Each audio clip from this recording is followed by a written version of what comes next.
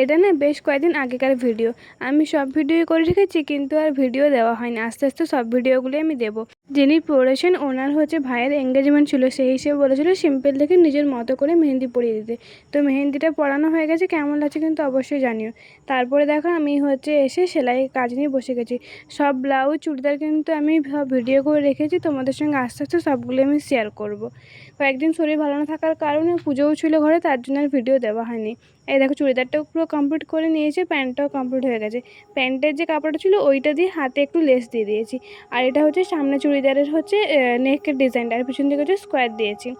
আর এটা পুরো কুর্তি। আর তোমাদের সঙ্গে প্যান্টটাও শেয়ার করছি। তারা যেরকম হয়, এটা খুব একটা বেশি প্যান্টে কাপড় ছিল না, যার জন্য মোটামুটি ভালোই কুচি পড়েছে, কিন্তু খুব একটা বেশি না হলেও মোটামুটি ভালোই কুচি পড়েছে।